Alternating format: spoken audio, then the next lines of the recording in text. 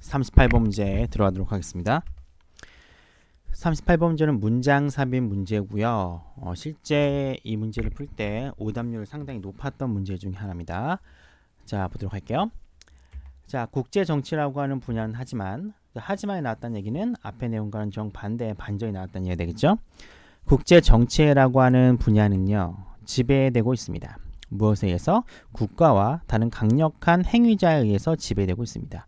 이 다른 강력한 행위자라고 하는 것들은 예를 들어 다국적 기업과도 같은 강력한 행위자에 의해서 지배를 당합니다.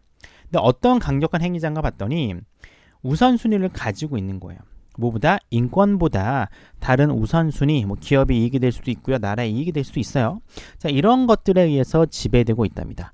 자, 국제 정치라고 하는 분야가 딱 분위기를 보니까 어때요? 나쁘게 바뀌고 있어요, 그렇죠? 국제 정치가 인권을 약화시키는 그런 방향으로 이동하고 있다라고 보면 됩니다. 그러면 이 앞의 내용은 인권이 확대되는 내용이 나와주면 됩니다. 그러면은 글을 읽다 보면은 인권 확대와 인권 악화라고 하는 사항이 딱 맞부딪히는 점이 있을 거예요. 그 부분을 찾아주시면 됩니다. 자, 명백한 차이가 있습니다. 어떤 차이인가 봤더니 약속들 사이에는 커다란 차이가 존재합니다. 어떤 약속이냐?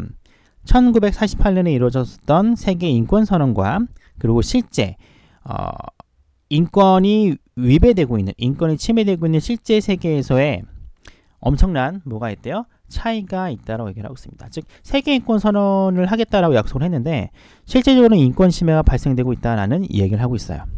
자, insofar as 뭐뭐하는 한 우리가 희생자들, 인권 침해 희생자들에게 공감을 하는 한 우리는 아마도 이걸 약속을 했었던 유엔과 그 회원 국가들을요 비판할 겁니다.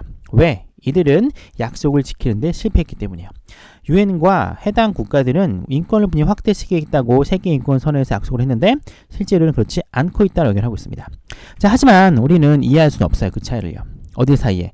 인권이라고 하는 이상과 실제 세계에서 벌어지고 있는 인권의 침해 사이에서의 어떤 차이를 이해할 수가 없습니다. 뭐에 의해서는 공감이라던가 법률적 분석으로는 이 갭을요 이해할 수가 없다는 거예요. 아니 뭔가 이렇게 희생자들에 대해서 이렇게 뭔가 인지상정의 어떤 느낌이 들고 법률로 보면은 분명히 뭔가 이렇게 인권을 지켜야 되는데 실제로는 그렇지 않다는 겁니다. 이런 사실을요 이해할 수 없다라고 얘기를 하고 있어요. 오히려 뭐가 필요하느냐? 조사가 필요하고 있습니다. 이런 갭은 뭐가 하되? 조사가 필요하대요. 뭐에 의해서? 다양한 사회적 과학, 사회과학에 의한 조사가 필요로 하는데 이 사회과학은 뭐에 관한 건가 봤더니 사회적 갈등과 정치적 박해의 원인들에 대해 조사하고요. 그리고 어디들 사이의 상호작용입니까?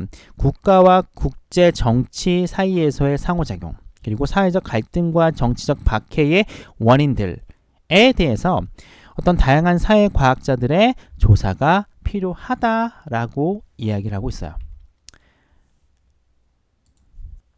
즉 단순한 어떤 감정, 인지상정이라는 감정과 법으로는 이해 못한다는 거죠. 뭘 해야 된대요? 사회과학을 통한 연구로 인해서 풀 수 있다라고 이야기를 하고 있습니다. 자, 어떤 조사? 사회과학의 조사인데 사회 갈등과 정치적 침해의 원인, 그리고 국가적, 국제적 정치 사이에서의 상호작용에 대한 조사를 사회과학이 해야 된다라고 얘기를 하고 있습니다.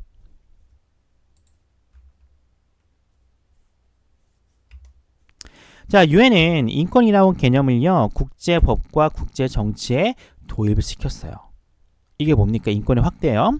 자, 그런데 이거는 주된 특징입니다. 인권이라고 하는 분야의 주된 특징인데 요 대시라고 하는 게 무엇을 꾸미는지는 좀 이따 볼게요.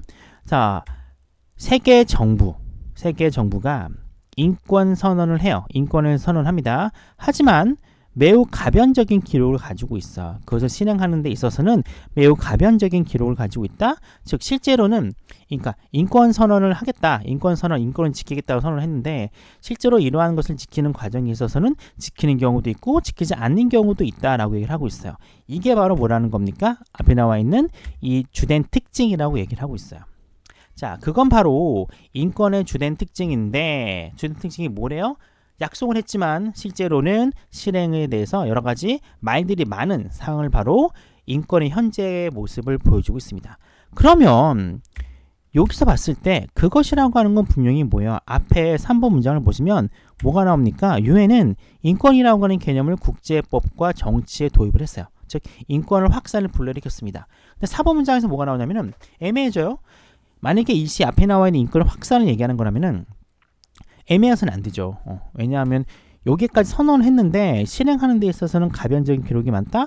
여러 가지 실제로 안 지키는 경우도 있고 지키는 경우도 굉장히 혼재해 있다는 상황입니다. 그럼 인권의 확산과 요구는 어울리지 않아요. 뭔가 갭이 느껴집니다. 그런데 위에 있는 걸 봤더니 그런데 여기서 인권 확산이 도입을 했는데 하지만 국제 정치라고 하는 분야는 좀 더 강력한 녀석에 지배되고 있고요. 인권보다는 다른 것에 우선순위를 두고 있다라고 하는 요 내용이 들어가야 돼요. 확산이 됐는데 현실은 이러해요.